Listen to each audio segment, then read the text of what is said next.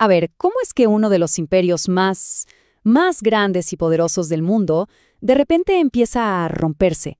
Pero, ¿desde adentro?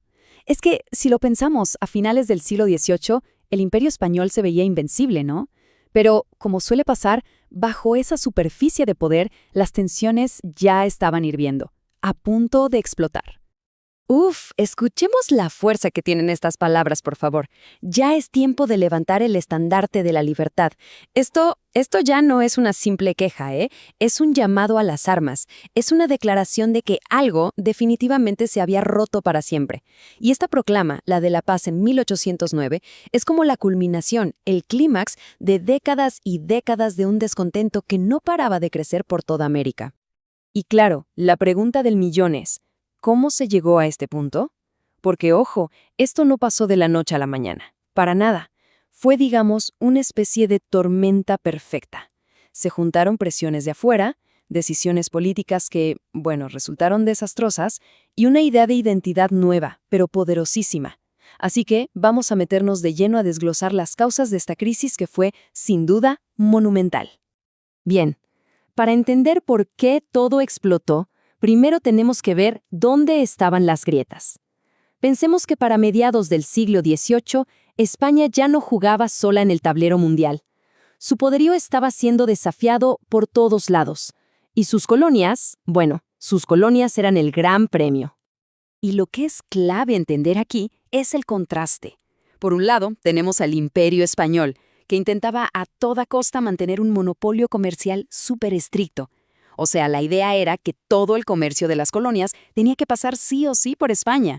Pero, por otro lado, potencias como Inglaterra, bueno, tenían otros planes. Y esos planes incluían fomentar la piratería, el contrabando. Se creó un mercado negro gigante que obviamente debilitaba el control español y le quitaba muchísima riqueza. Es que imagínense esto, Jamaica descrita como un nido de avispas. ¡Qué buena imagen! Porque no era solo una amenaza pasajera, ¿eh? Era una plaga constante que estaba desangrando la economía del imperio, barco a barco. Y toda esta presión externa que provocó que España tuviera que gastar fortunas en defensa, un dineral que, claro, tenía que sacar de alguna parte. Y bueno, entonces, ¿cuál fue la respuesta de España a toda esta crisis? Pues una serie de medidas súper drásticas que conocemos como las reformas borbónicas. La idea, en papel, sonaba simple. Vamos a recuperar el control. Pero, como vamos a ver ahora, a veces el remedio resulta ser peor que la enfermedad.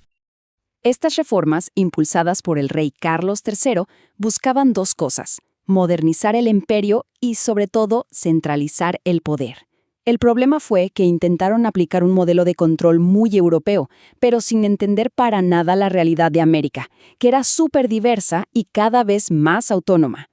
Lo que querían, en el fondo, era que las colonias volvieran a ser una caja registradora, una fuente de ingresos directa y segura para la corona. A ver, veamos el plan en 3 pasos. Primero, más impuestos. Obvio, necesitaban plata para financiar sus guerras en Europa. Segundo, fuera los funcionarios locales. Empezaron a reemplazar a muchísimos criollos por gente de España, peninsulares leales a la corona.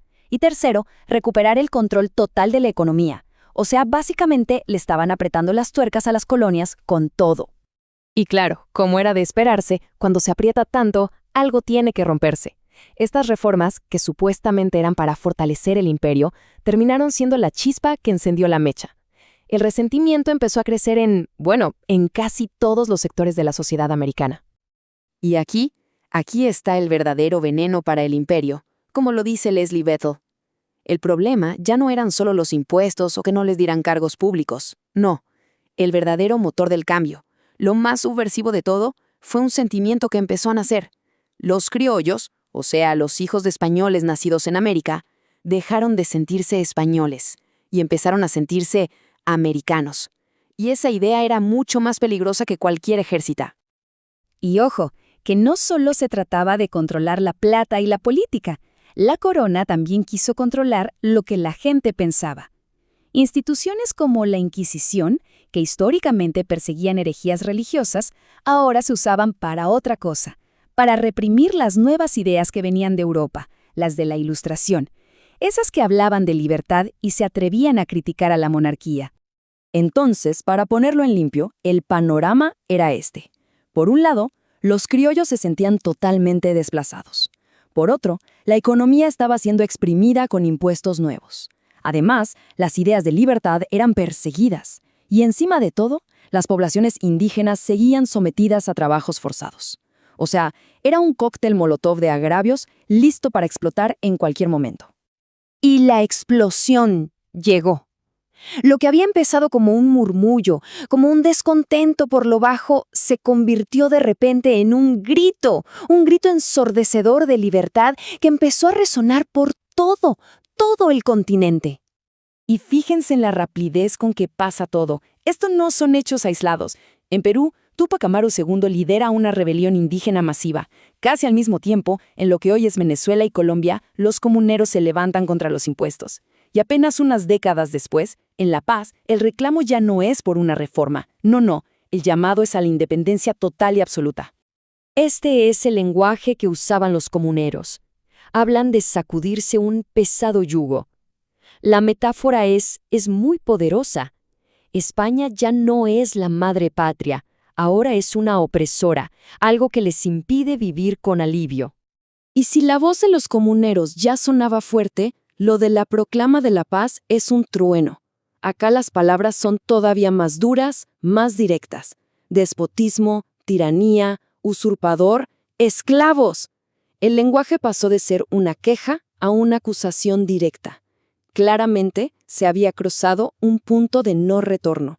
Entonces, para resumir todo lo que hemos visto, el punto crucial es este. La crisis del Imperio Español fue el resultado de 4 fuerzas enormes que chocaron. Primero, las presiones externas de sus rivales. Segundo, unas reformas que salieron mal, que quisieron imponer un control al estilo europeo y fracasaron. Tercero, el nacimiento de una nueva y poderosa identidad americana. Y cuarto, claro, las rebeliones populares que dejaron clarísimo que el sistema ya no daba para más. Y todo esto nos deja con una última reflexión. Porque, a ver, romper las cadenas es solo el primer paso, quizás el más espectacular. Pero la verdadera pregunta, el desafío gigante que definiría todo el siguiente siglo de historia en América, era otra. Una vez que el imperio se derrumba, ¿cómo se hace para construir una nación sobre sus cenizas?